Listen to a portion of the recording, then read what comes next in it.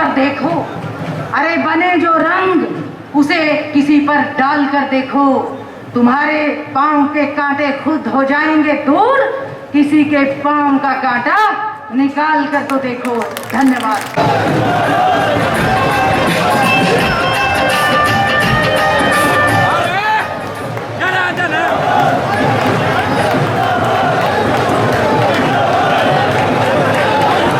हमारा भाई, हमारा साथी, अंतर्राष्ट्रीय पहलवान, जिसने पूरे विश्व में भारत के झंडे गाड़े हैं, जब वो बड़ौदा उपचुनाव जीतेगा तो वहां पर भी अपनी आवाज विधानसभा में ऐसे ही इस हल्के के लिए बुलंद करेगा। एक बार जोरदार तालियों से स्वागत। बहुत बहुत धन्यवाद। भारत माता की, भारत माता की, वंदे वंदे वंदे वंदे वंदे वंदे वंदे वंदे वंदे वंदे वंदे। आज ये आगाज हो रहा है भारतीय जनता पार्टी का, कि उसकी संख्या 40 से 41 होने जा रही है। और ये सब जो आप जी तोड़ मेहनत कर रहे हैं, भारतीय जनता पार्टी के एक एक कार्यकर्ता।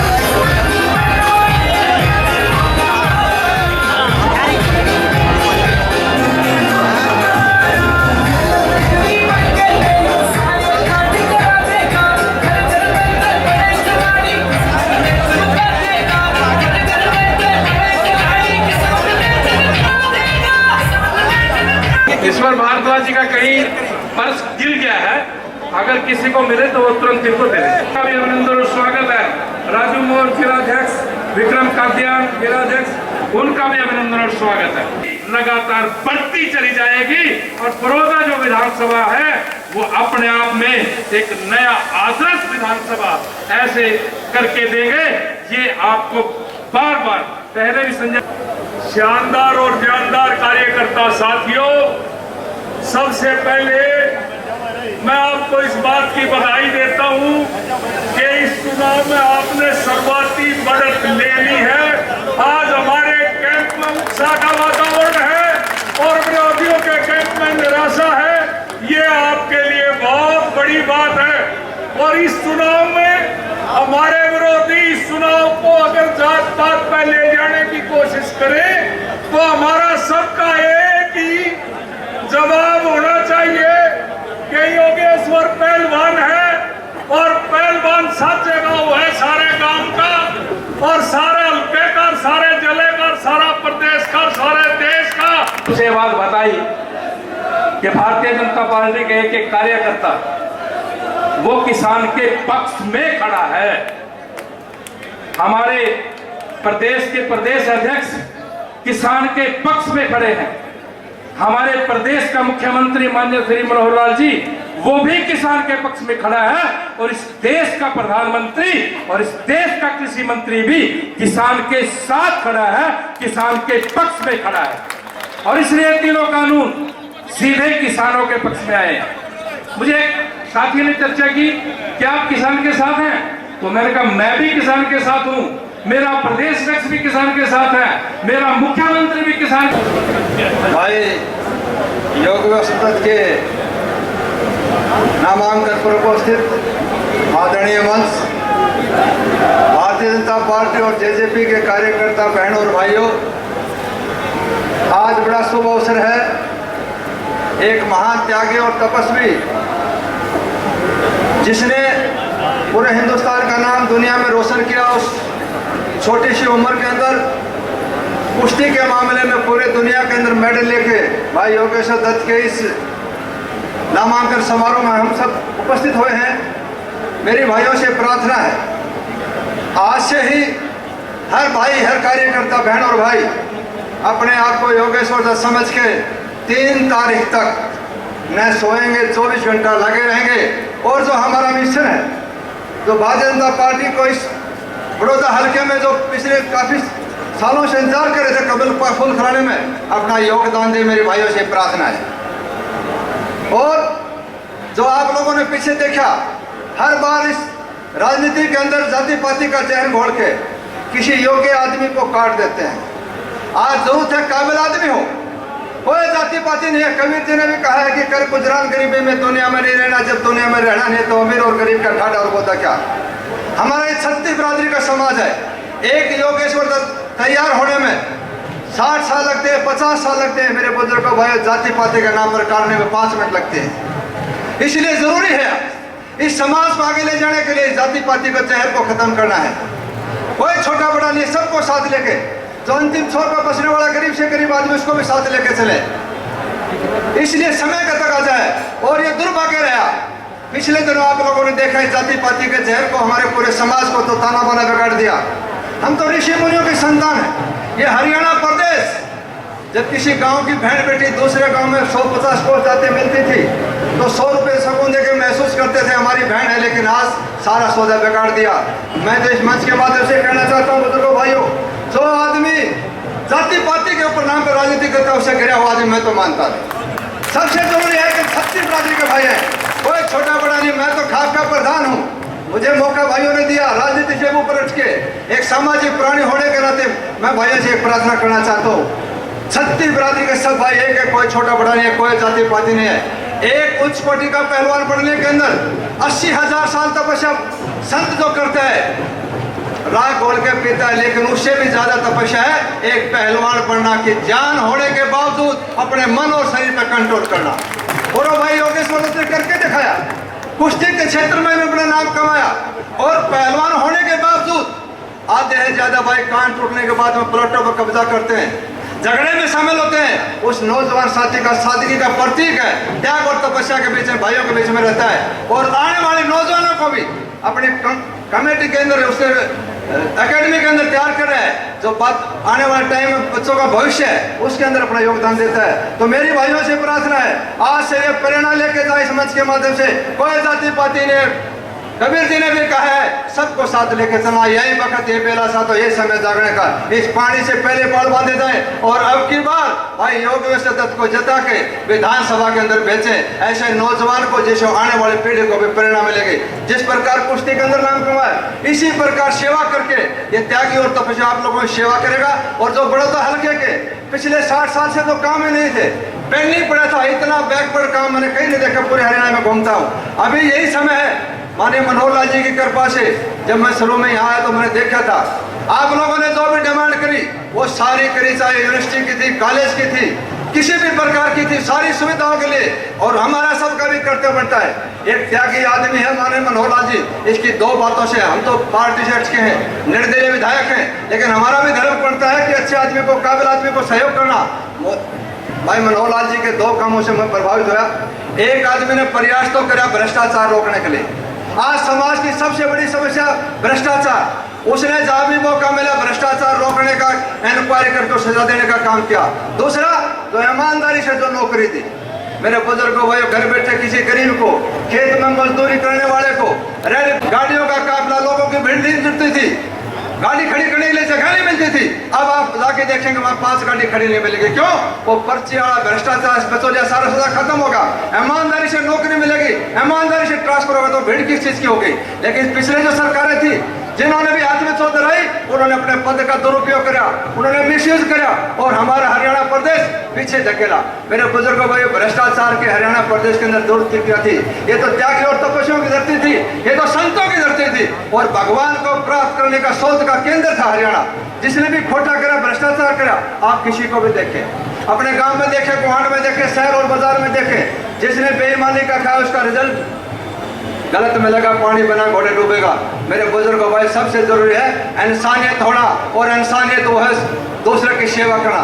किसी भूखे को भोजन, किसी प्यासे को पानी पिलाए, किसी दुखिया को दुख बटाए, किसी बेसहारा को सहारा दे, इबादत है हमारा धर्म। इसके ऊपर तो हमारे ऋषि मुनि हमें देखा उस रास्ते चलते हुए एक शक्तिशाली, एक समर्थ, एक मजबूत हरियाणा प्रदेश बने और पुणे भारत विश्वगुरु बने, पुणे भारत सोने की चिड़िया बने और हमारे हर भाई का, हर बच्चे का, 36 बिरादरी का हर बच्चे का उसके अंदर योगदान हो।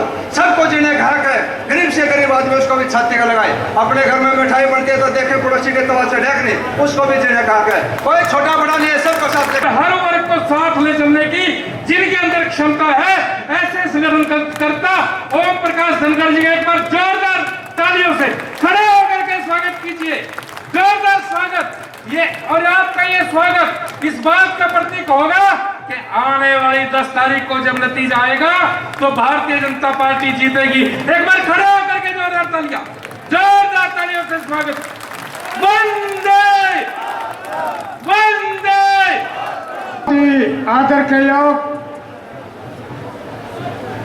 हमारे हरियाणा के बीजेपी के अध्यक्ष, संघर्षशील किसान मजदूर और छत्तीस बिरादरी के नेता भाई ओम प्रकाश धनखड़ जी और मंच पर बैठे हुए सारा मंच और इस चुनाव को जीत दिलाने वाले मेरे बीजेपी के कर्मठ साथियों जो आगे सारे बैठे हुए हैं। चुनाव का बिगुल बच चुका है। सारी सरकार और पार्टी आपके बीच में, और इस बात के लिए मैं सीनियर नेताओं को और धनखड़ साहब को, मुख्यमंत्री जी को इस बात के लिए बहुत ही धन्यवाद भी देता हूं। और सभी खुश हैं ये आप सब की तरफ से भी कि आपने जिसका हक बनता था आपने उसको उम्मीदवार बनाया है, पहलवान साहब को, जो लगातार काम कर रहे थे। साथियों, अभी चुनाव में जुटेंगे बरोदर गुहाने के साथ लगता हुआ पिल्लू खेड़ा और सफेदों हल्का है। मेरे माल सुहाना, बागड़ू, ऐचरा के आपके जागसी, खेड़ा खेड़ी और 14-15 गांव ऐसे हैं जो रोजाना का मिलन खेतों में खेत, और 30 साल से लगातार आपस में जो राजनीति कर रहा हूं, चाहे मैं एमएलए रहा, वजीर रहा, मगर लगातार हर भाई से मिलकर रहा हूं। आपके बीच में रहेंगे और मीटिंग लूंगा। 2-4 हजार जो मेरे वर्कर हैं हर जाति के, वो आपके बीच में आएंगे, रिश्तेदारियों में आएंगे। और धनखड़ साहब विश्वास दिलाते हैं कि पार्टी से भी अलग, चाहे हमारे से 100 वोट बढ़ो, चाहे निजी तौर पर 1000 बढ़ो, 2000 बढ़ो, अलग से आपको वोट देंगे। ये मेरा वादा है अपने साथियों के भरोसे। और साथियों, ये खाली बात धनखड़ साहब की, मुख्यमंत्री जी की, इस मंत्रिमंडल की, इनकी नहीं है। अगर पार्टी ज्यादा वोटों से जीतेगी जैसे लग रहा है, तो जो जिस हल्के में कार्य करता हमारी इज्जत अपने आप ही बढ़ जाएगी और भविष्य भी हमारा इस चुनाव के ऊपर टिका हुआ है साथियों। और एक बात और कह करके मैं अपना स्थान लेता हूं कि अपने दिमाग में से ये दूसरे लोग आएंगे, मेरा 30 साल का तजुर्बा है उनका, जाति पाति की बात भी करेंगे। मैं आर्य समाजी हूं और ये इलाका भी आर्य समाज का बहुत जबरदस्त, जैसे अभी वत्सव बोल रहे थे, भाई ड्राइवर, संत, नेता, ये कोई एक जाति के नहीं होते, ये सब के साझले हुआ करते हैं। ये हमारा एक संगठन है। जाति पाति से दूर उठ करके जमात के लिए कोई भाई है, सारे जुट करके कमल के फूल को बड़ौदा में खिला दो, इतिहास बन जाएगा। और अगली सरकार धनखड़ साहब की रहनुमाई में इससे भी ज्यादा सीट लेकर के आएंगे। बहुत बहुत धन्यवाद। जय भारत, जय बीजेपी। बहुत ही सम्मानित हमारे हरियाणा प्रदेश के बहुत ही यशस्वी संघर्षशील अध्यक्ष आदरणीय ओम प्रकाश धनखड़ जी, डॉक्टर केसी बांगड़ जी, हमारे भारतीय जनता पार्टी के सभी सम्मानित मंत्रीगण, भारतीय जनता पार्टी के हमारे सोनीपत जिले के किसान दिल से फैसला लेता है तो वो नफा नुकसान कभी नहीं सोचता, और जब दिल से दिमाग से फैसला लेता है तो वो हमेशा ये देखता है कि तेरा फायदा कहाँ है, तेरा नुकसान कहाँ है। इस बार जो है आपने ये मन बना लिया है, आपने दिमाग से फैसला लेना है और आपको राज के साथ चलना है। आज आपका उत्साह ये लग रहा है कि आप जो है बड़ौदा हल्के में पहली बार कमल खिलाने जा रहे हैं और राज में साझा करना जा रहे हैं। आप लोगों से मेरी हाथ जोड़ के एक बार विनती है कि आप दोनों हाथ खड़े करके हमारे सभी मंत्रियों को हमारे अध्यक्ष महोदय को ये आश्वासन दे दें कि ये कमल खिल चुका है, ये 3 तारीख से पहले ही हमने निश्चित कर लिया है। मैं आपको एडवांस में बधाई देना चाहती हूँ। आपको बहुत बहुत शुभकामनाएं, बहुत बहुत बधाई, धन्यवाद, जय हिंद। दिल्ली से पधारे, अरे दिल्ली से तो क्या कहें, यमुना से पार करते ही आपका इलाका आ जाता है। हरियाणा में पढ़ेर, हरियाणा में ब्याहे, ऐसे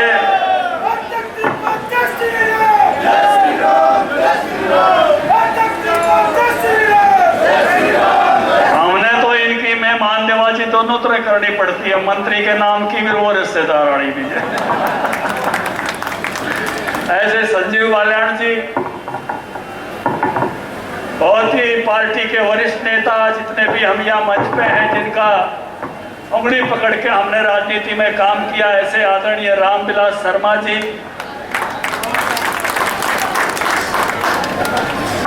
केसी बांगड़ जी, पदम जी दहिया जी, जेजेपी की सारी टीम जो हाजिर है वो, और इस इलाके से कभी कभी एक इलाके से एक सांसद होता है और इस इलाके से अब 2 सांसद हैं। रामचंद्र जांगड़ा भी हमने गोहाना से लड़ाया था, मैन की बजाय वो भी गोहाना का माना जाता है, और रमेश चंद्र कौशिक जी 2 सांसद, एक राज्यसभा एक लोकसभा। ऐसा मौका कभी कभी किसी इलाके को मिला करता है। एक राम जी, आप तो पुरानी बात जानते हो सारी, ऐसा मौका मिलना कोई आसान नहीं होता। इस इलाके को ओम प्रकाश जी 2 सांसद रखे हमने।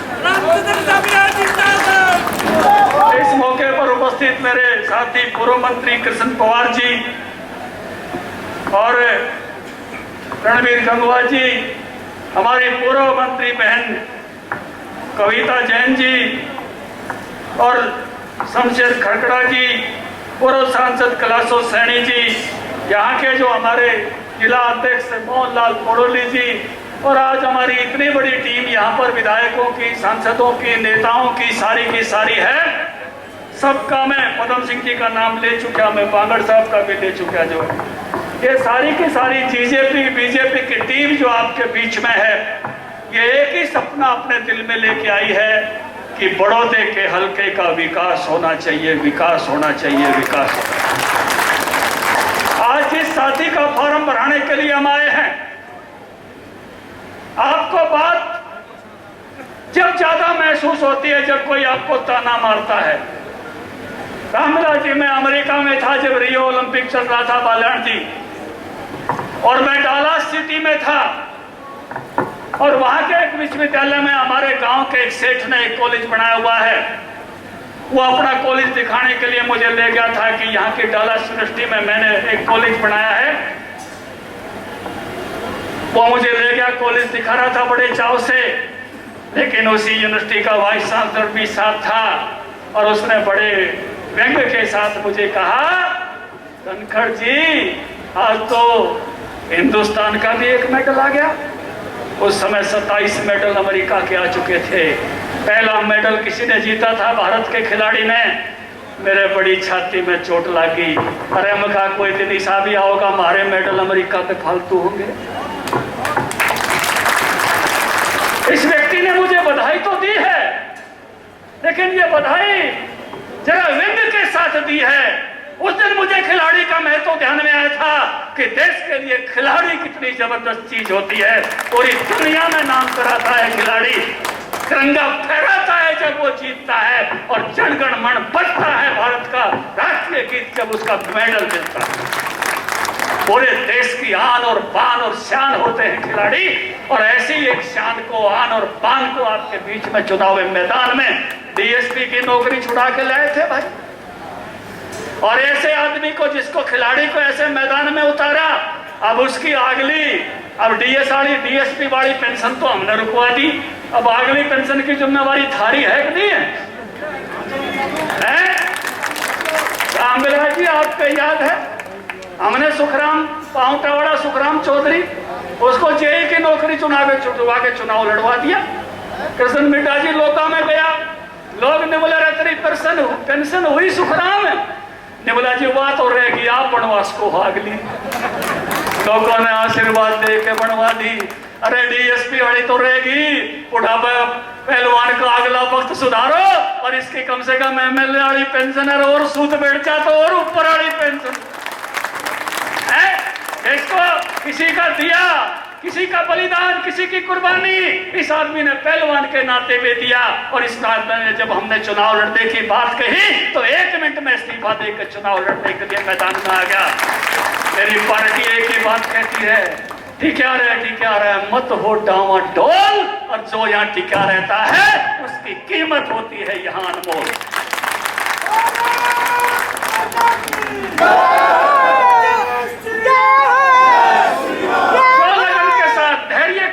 पार्टी के काम में लग जाता है, पार्टी उसका ख्याल रखती है, उसका संभाल रखती है। भाई हमने अपना काम कर दिया, अगला काम जनता का है, आशीर्वाद देने का। अब बड़ौदा की जनता की बारी है। हमने जिस आदमी को नौकरी छुड़ा के चुनाव लड़ाया था, फिर से मैदान जंग में, और सारे खिलाड़ियों ने, सारे अर्जुन अवार्डियों ने, सारे खेल रत्नों ने, मुझे दुनिया भर के खिलाड़ियों के फोन केवल हरियाणा से नहीं देश भर से आए थे। बोला खिलाड़ी देश के मान सम्मान है धनखड़ साहब। हाँ बिल्कुल ठीक बात है, और इसलिए हम भी आपके फैसले के साथ खड़ा होना चाहते हैं। मैंने कहा बिल्कुल हम खिलाड़ियों का मान सम्मान सबसे ऊपर रखेंगे, क्योंकि ये हरियाणा ये कुश्ती का अखाड़ा है सारा का सारा, ये दंगल है हमारा आन बान शान या तो हमारे सैनिक होते हैं या हमारे खिलाड़ी होते हैं। हम खिलाड़ियों पर सदा से नाच करते हैं। ठीक कह रहे थे रामविलास जी, ठीक कह रहे थे कांगड़ा जी। मेरा गांव ढाकला ढाला पहलवान, बचपन से जब हम तो छोटे थे, जब उनको बड़ी उम्र में देखा था, लेकिन सारा गांव ये कहा करता था कि ढाला पहलवान को पूरा गुआंढ 36 जात घी दिया करती थी।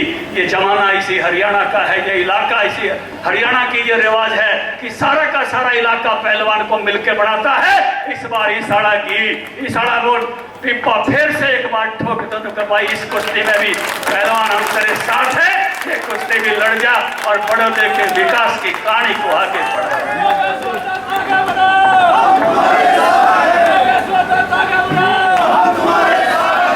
भाई पार्टी दूसरी भी आऊंगी, लेकिन भाई एक बात का ख्याल रखना, खजाने की चाबी 4 साल तक आप लोगों ने हमारे को दे रखी है।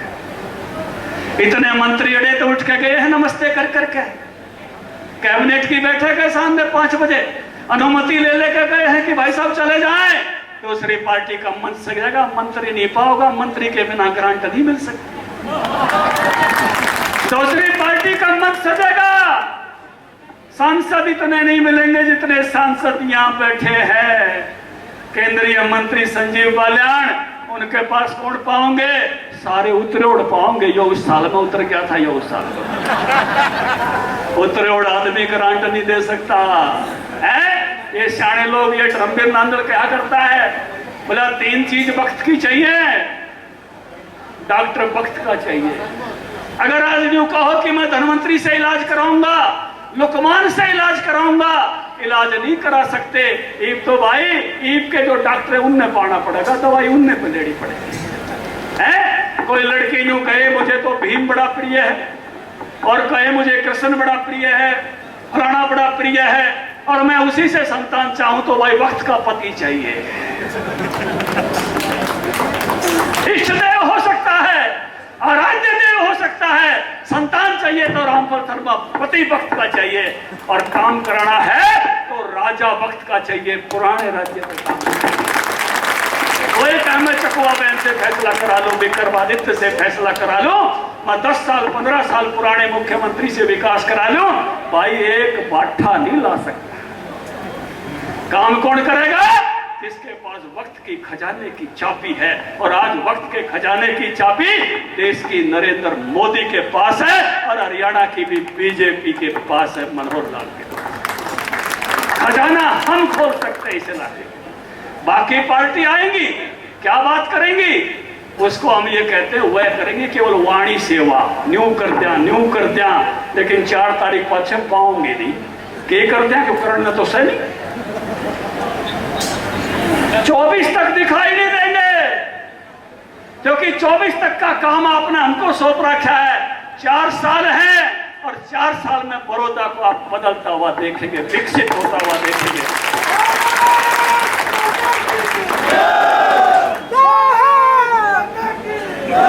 ये बड़ौदे के विकास का वक्त है। ये किसी के इस प्रकार के वक्त नहीं है कि हम केवल इस बात पर वोट डाल दें। चुनाव किस बात पर होता है? केवल और केवल विकास की बात पर चुनाव होता है, और ये विकास का वक्त है। कैंडिडेट देख लो भाई, मेरा कैंडिडेट तो 6 अमेरिका में पिछड़ने वाले हो, अरुणाचल पार्टी का कैंडिडेट भाई। दूसरी बात, विकास की खजाने की चाबी की और क्या चाहिए होता है। मैं जब अमेरिका में था, एक बात और कई लोगों ने, नरेश कौशिक जी, बड़ी कसौती बात की एक आदमी ने बोला, ये राहुल और मोदी के बीच में फैसला करने खातिर आपने इतना बड़ा चुनाव कराना पड़ा।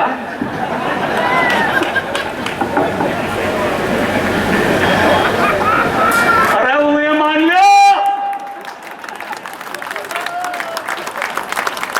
इतना बढ़िया कैंडिडेट, विकास की गारंटी नहीं, पहले इन एडवांस विकास। अरे यूनिवर्सिटी जनता विद्यालय इतना पुराना ख्वाब था इस इलाके का, कभी हमारे बुजुर्गों ने ख्वाब लिया था हमारी संतानें पढ़ी लिखी होनी चाहिए। एक एक ईंट लगा के, पसीना लगा के जिस कॉलेज को बनाया था। मैं जब कृषि मंत्री बना, मेरे पास कमेटी आई थी, आप सबको याद है, और आप लेके आए थे उस कमेटी को, बोला यहाँ VLDA का कॉलेज दे दो। मैंने पहली कलम से वहाँ VLDA का कॉलेज दिया था। जब हमने बोले धन्यवाद करना है, यहाँ आ जाओ, मैं कॉलेज में गया, बोला पशुओं के एक्सरे की मशीन दे दो। ऐसा इलाका जो पशुओं की भी चिंता करता है, मैंने कहा लो पशुओं की भी एक्सरे की मशीन आपको आज यहीं पर दे के जाता हूँ।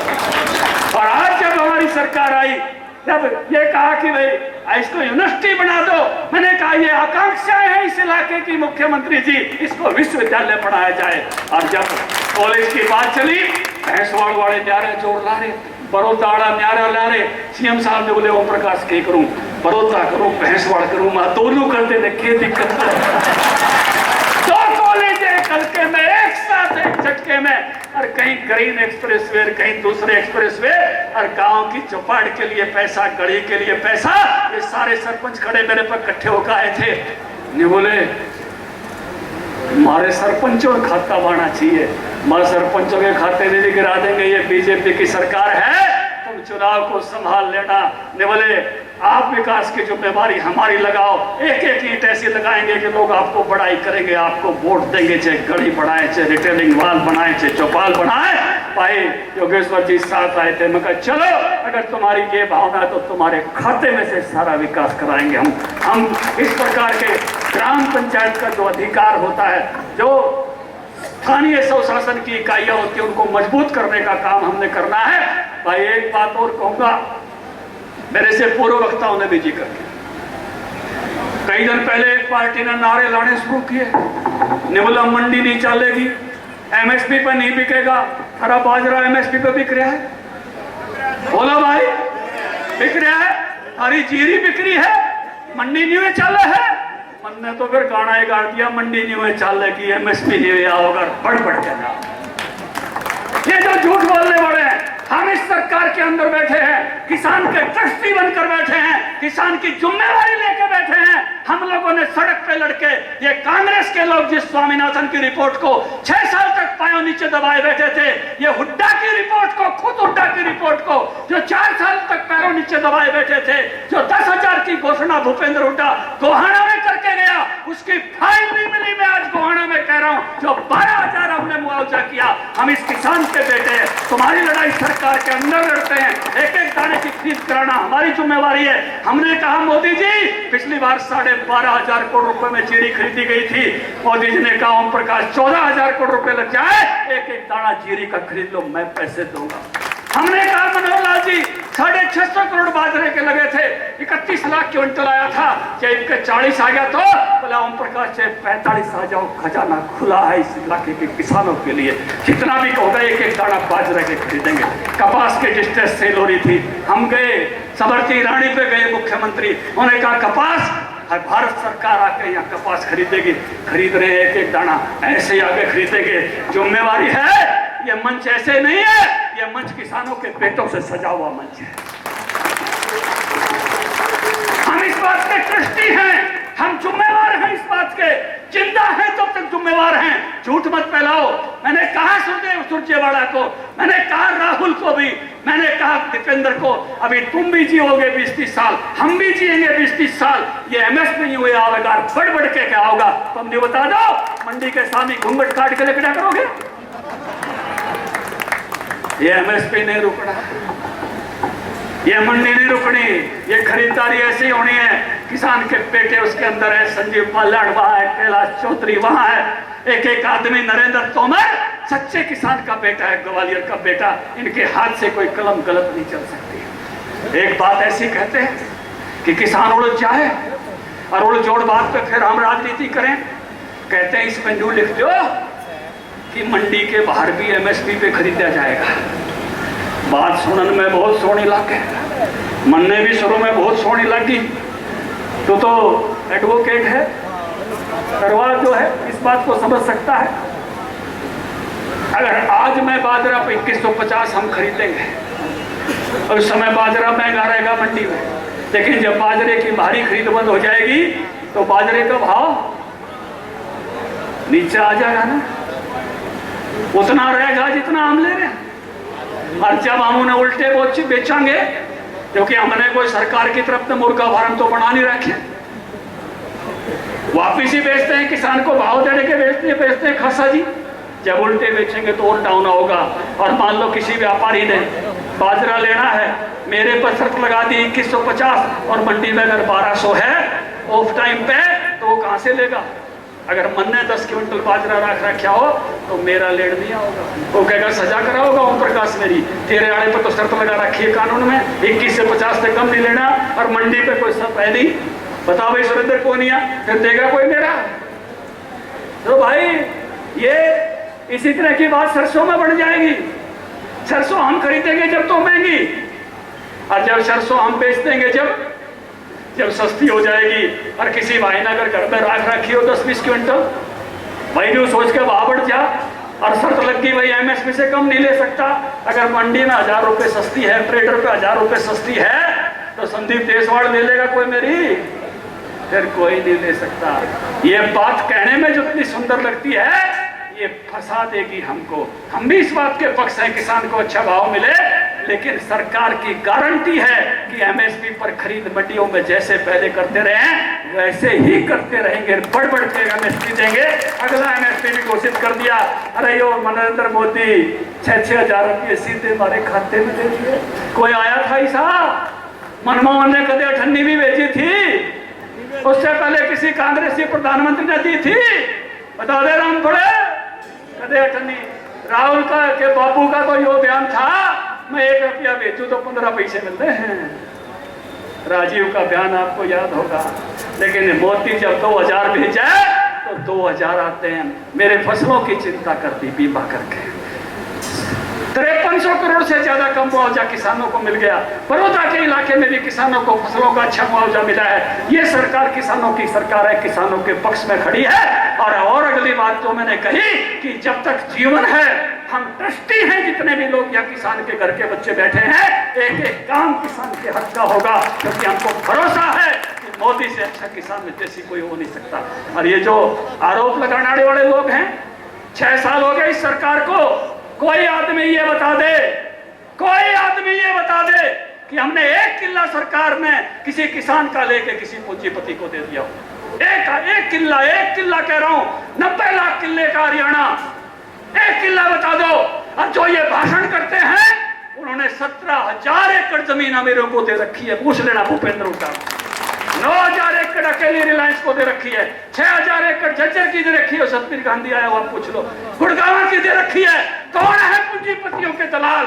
सावधान रहना, किसने दी है सोनीपत की सारी जमीन? ये सावधान रहना इन लोगों से। ये बात कुछ करते हैं और काम कुछ करते हैं। ये स्वामीनाथन की रिपोर्ट दबाने वाले लोग, ये अपनी कमेटी लागू नहीं करवाने वाले लोग, 10,000 की झूठ बोलने वाले लोग, और ऐसे पूंजीपतियों के जो ये वो बढ़ते हैं। आपने देखा किस तरह से जमीन ने हरियाणा की लुटवाई थी। आज किसानों के बेटे इस सरकार में है, एक खुद नहीं लिया हमने किसी भी किसान का, जो लिया उसकी मर्जी से उसके कहे हुए पैसे देकर दिया सरकार की विकास योजनाओं के लिए।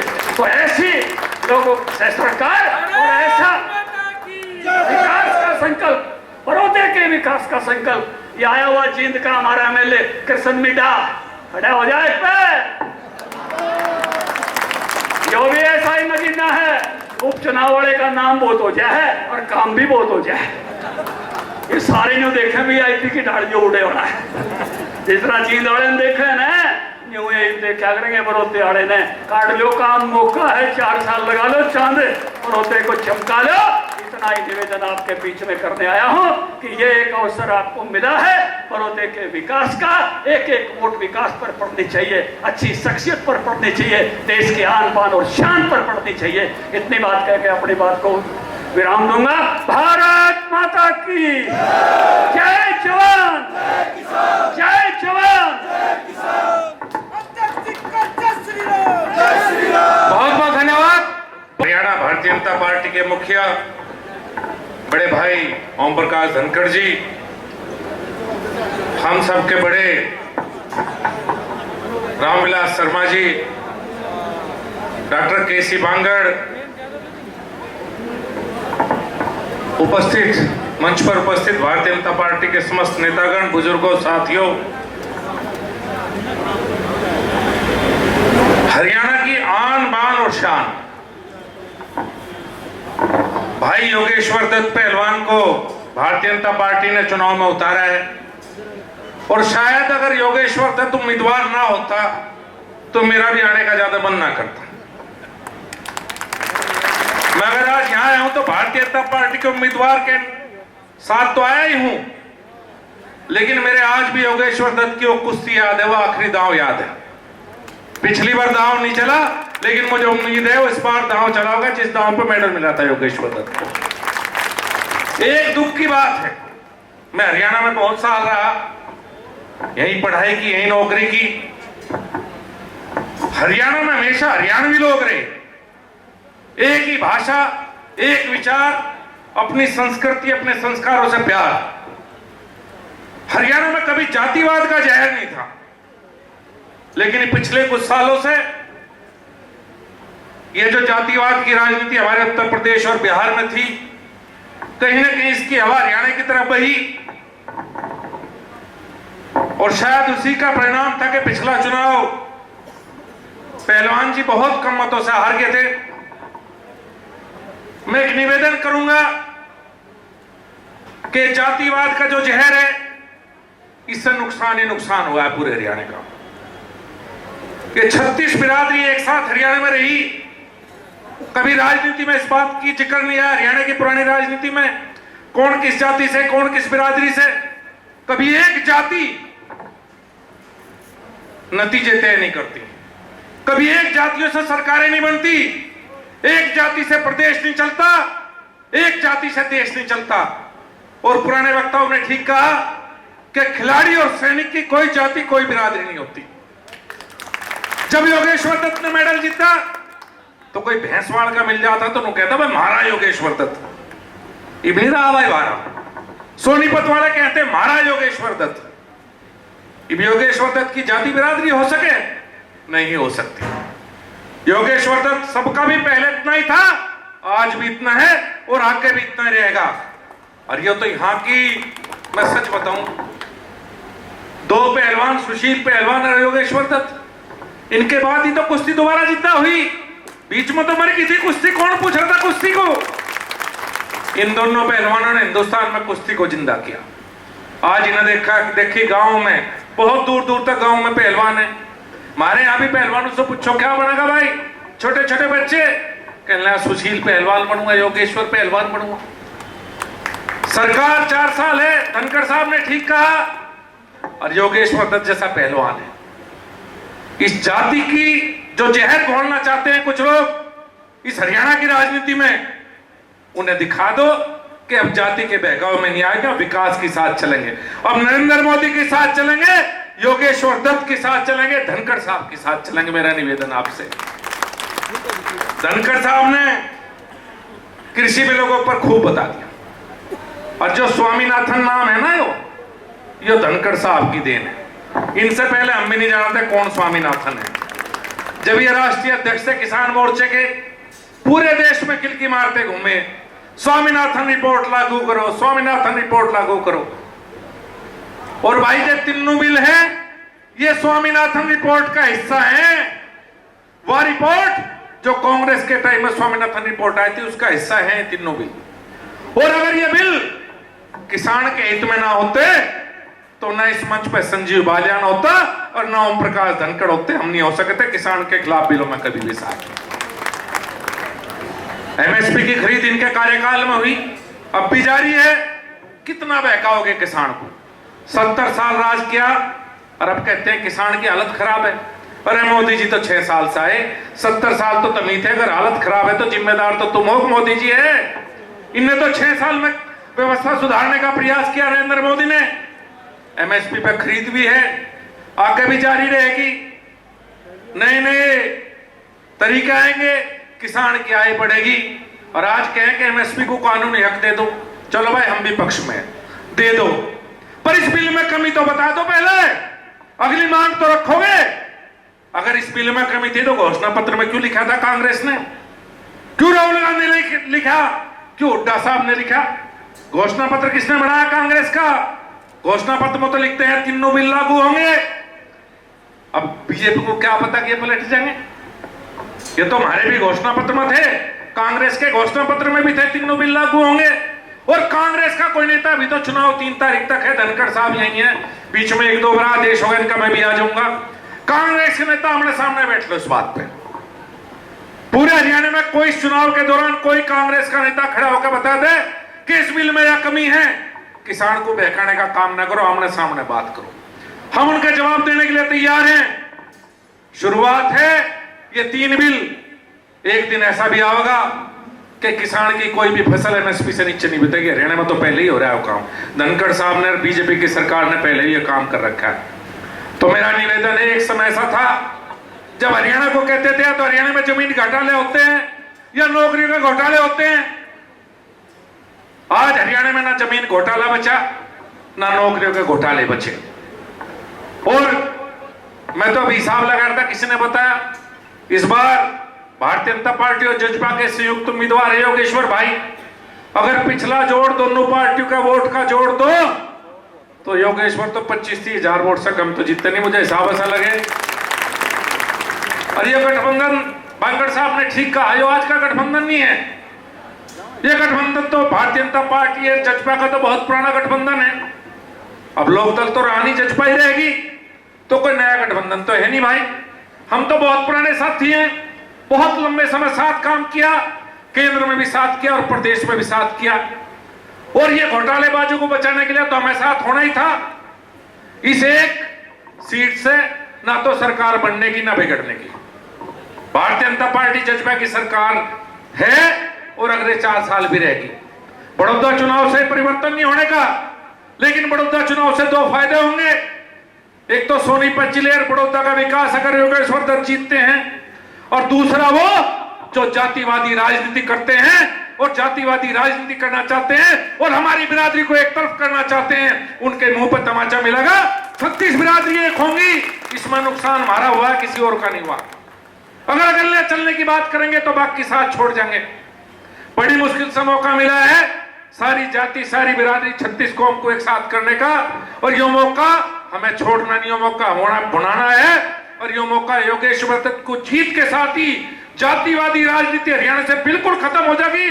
कोई जाति कोई बिरादरी की बात नहीं करेगा, विकास की बात करेंगे, हरियाणा को समृद्ध बनाने की बात करेंगे। हरियाणा स्वाभिमानी भूमि है। मोदी से पहले कौन सा ऐसा प्रधानमंत्री आया? ये तो पाकिस्तान से भी डरते हैं, मोदी तो चीन से आंख में आंख मिला के बात कर रहा। इनकी हिम्मत थी क्या चीन से बात करने की? चीन को देखते तो ऐसे भागे थे जहां शेर को देखकर बिल्ली भाग रही, वैसी हालत इन कांग्रेस वालों की थी। आज ये बात करें, मोदी ने देश का स्वाभिमान बढ़ाया, सम्मान बढ़ाया। कहीं भी बात हो, अगर विश्व में आज सम्मान है भारत का, तो उसमें बहुत बड़ा योगदान नरेंद्र मोदी का है। मोदी से पहले जैसे हालात थे जब मनमोहन सिंह मुख्यमंत्री थे, आप जानते हैं। तो मेरा तो एक ही निवेदन है, विकास की राजनीति के लिए, जातिवादी राजनीति दूर करने के लिए, और हमें तो हमारा नेता ऐसा है नरेंद्र मोदी कि उसकी जाति बिरादरी हमें ही नहीं पता, ना आपको पता, ना मंच पर बैठे किसी को पता हो तो बता दो मोदी जी किस जाति के। हम तो ऐसी पार्टी के कार्यकर्ता हैं कि जहां जाति की कोई बात नहीं, और मंच पे बैठे कौन सी बिरादरी ऐसी है जो भारतीय जनता पार्टी में नहीं है? एक लोग हर नेता अलग बिरादरी का, हक जाति का। हम जाति की बात नहीं करते। और मैं यही चाहता हूं बड़ौदा हल्के की जनता से कि हरियाणा की राजनीतिक दिशा तय करने की चाबी आपके हाथ में आ गई है। अब इस हरियाणा को किस दिशा में लेकर जाना है? बड़ी मुश्किल से शांति आई है। मेरा निवेदन है 36 बिरादरी एक साथ हाथ जोड़ के, हाथ में हाथ डाल के काम करे और योगेश्वर भाई को विधायक बनावे। हरियाणा का विकास होगा, सोनीपत का विकास होगा, बड़ौदा हल्के का विकास होगा। बहुत बहुत धन्यवाद, बहुत बहुत अभिनंदन। भारत माता की विराजमान मेरे लिए पूजनीय केंद्रीय मंत्री संजीव बालियान जी, हमारे अध्यक्ष ओपी धनखड़ जी, हमारे आदरणीय पूर्व मंत्री रामविलास शर्मा जी, गठबंधन के हमारे केसी बांगड़ जी, तेलूराम जी, हमारे पूर्व विधायक और सभी गणमान्य MP, MLA और सभी मेरे वरिष्ठ नेता और सामने सभी मेरे बड़े बुजुर्गों, युवा साथियों, सबको मेरी राम राम। और गणखरी जी देखी ने बता दी, हमारे मंत्री जी ने बालियान साहब ने बता दी। हम तो वैसे आप तो 2-4 बात करना रहे हैं, घनी बात तो करनी भी नहीं आती। यू इलेक्शन है किससे का नहीं है, यो इलेक्शन आप लोगों का है, हमारा है। इस इलेक्शन में ना तो कोई मुख्यमंत्री बनता ना बिगड़ता। यो इलेक्शन है जनता की, बड़ौदे की जनता का। मुख्यमंत्री जी ने यहाँ पे जो 3 बड़ी घोषणा करी है, जनता बुटाना को यूनिवर्सिटी बना है, IMT ले गए हैं, बड़ौदे हल्के में एक भी कॉलेज नहीं था, गवर्नमेंट 2 कॉलेज दिए हैं, राइस मिल दी है, आज तक नहीं हुआ। अगर कोई करने वाले होते तो पहले कर चुके होते, पहला सब गए राजा का डालिए, बस वोट लेने का काम कराया है और कुछ नहीं कराया। और राजनीति मार्ग में हमारा भी कोई और मतलब नहीं था, एक ही मतलब था कि अपने लोगों की सेवा कर सकें। पुलिस में थे, DSP थे, काम जहाँ थे काम वाले, कुछ काम होकर नहीं पाओ थे। मुख्यमंत्री अपनी डिमांड लेकर जहाँ थे, मुख्यमंत्री यहाँ बने थे, काम हुए भी हैं, पर बार बार नहीं जा सकते क्योंकि पहले की नौकरी का तो बहुत से वो हैं। हम तो खिलाड़ी सीधे मुख्यमंत्री तो बढ़ जाते ना, तो पिंडी का पाएंगे अफसर आएंगे मुख्यमंत्री तो जानते हैं। हम तो खिलाड़ी ना तो जाते करते वो नहीं था। बस ई राजनीति माँ का यो है कि भाई आप लोगों की सेवा करनी है, इस हल्के की सेवा करनी है, यहाँ का विकास करना है। यहाँ पर अगर पहले जो मुख्यमंत्री आए अगर उन्हें विकास करना होता था, करा चुके होते, इतनी दिक्कतें नहीं होती। यहाँ पे जो परेशानी यहाँ हो रही है, चाहे वो पानी की हो, बिजली की हो, सड़कें की हो, स्कूल की हो, खेल ग्राउंड की हो, वो नहीं होती। उनको ध्यान देता रहे। यहाँ तो बेस्ट लोगों ने वोट लेने का काम कराया है। यहाँ जो पहले विधायक आए हैं वे विधायक बने हैं और अपनी कोठियां में लौटे रहे, उन्हें कुछ नहीं कराया। किससे मुख्यमंत्री 2000 उन्होंने डिमांड नहीं मांगी। आप पिछले 6 साल का इतिहास आगे देख लो, यहाँ से जो विधायक रहे कभी मुख्यमंत्री के पास जाए कोई डिमांड और कोई लेटर होता है, कुछ नहीं था। बस ये था कि अपना काम नहीं करना, अगर कहनी है कि हमारा काम नहीं होया। पर ये मौका है, 4 साल है, सरकार भारतीय जनता पार्टी की रहनी है, मुख्यमंत्री ने रहने हैं। यू काम तो हम अपना करना है कि मैं अपना विकास करावे। मैं आप तक विश्वास दिलाऊं कि मैं साहब के बीच में रहूंगा, 1 साल में देख भी लिया हूंगा जो काम हुए हैं। क्योंकि पिछाए कहते रहता है दिल्ली रहे, बम्बी रहे, सेलिब्रिटी है, क्या हम अकेडमी को 150-200 साल पहले करा रखते। पर 1 साल में बड़ौदे की जनता ने देख भी लिया कि भाई यही रहूं मैं, सुबह शाम कोई आवाम अखाड़े में रहे हैं। और 2 फायदे हैं, लोगों की भी सेवा होगी, वो खिलाड़ी होगा तब कुश्ती की हक है और खेला की करेंगे, कबड्डी की भी करेंगे, बॉक्सिंग की, अपनी बेल्ट खेलना की धरती है। यहाँ पर क्या पाओगे, पहलवान पा जाएंगे, कबड्डी वाले पा जाएंगे, बॉक्सर पा जाएंगे। खेल सुधर गया, शिक्षा सुधर गई तो अपना बड़ौदा हल्का सुधरेगा, सोनीपत सुधरेगा, हरियाणा सुधरेगा। हर देश की अलग नीतियों हैं। आप किसी देश में उठा देख लो, उसकी खेल नीति और शिक्षा नीति सबसे मजबूत पाओगी। और जिस देश में शिक्षा और खेल मजबूत है तो वो देश तरक्कीशील है। हमारा भी वही मकसद है, एक कुश्ती के साथ साथ और खेल का विकास और खेल आगे बढ़े। यहाँ तो ओलंपिक चैंपियन, वर्ल्ड चैंपियन निकले, और वे ओलंपिक चैंपियन, वर्ल्ड चैंपियन कौन लकड़ेगा? हमारे बारे लकड़ेंगे आपके, क्योंकि गरीब परिवार से खिलाड़ी निकले हैं, आप किसी ने भी देख लो। अरे यही तो मेहनती दर्दी है, खून में खेल है, मेहनत है, बहुत ज्यादा खेल निकलेंगे, दूसरे चीज के साथ हम आए हैं। आप अपना आशीर्वाद बढ़ाओ, लोगों को समझाओ, किसे जाति उपपत्ति मत आओ, वो जाता सही नहीं किसी की भी। और मैं शब्द कह रहा हूं कि मेरे लिए 36 जाति भी नहीं है, मेरे लिए तो बस एक जाति है, इंसानियत की। मैं कभी भी किसी भी तरह की बात करता है नहीं जाति पाति, 36 जाति की बात नहीं करा करता मैं कभी। बस वहां एक है भाई, इंसानियत की, इंसानियत है मेरी जाति। खिलाड़ी हूं, खिलाड़ी मेरी जाति, और कुछ नहीं है। आप अपना प्यार आशीर्वाद दो और लोगों भी समझाओ। 4 साल सरकार रहनी है, काम अपने कराने हैं। सरकार एमएलए एमपी बना है, आपके लिए बना है। आपकी एक वोट तय, कोई एमएलए बना है, कोई एमपी बना है, वो आपके लिए बना है। आप अपना आशीर्वाद बना रखो। आपका बहुत बहुत धन्यवाद। जय हिंद, जय भारत।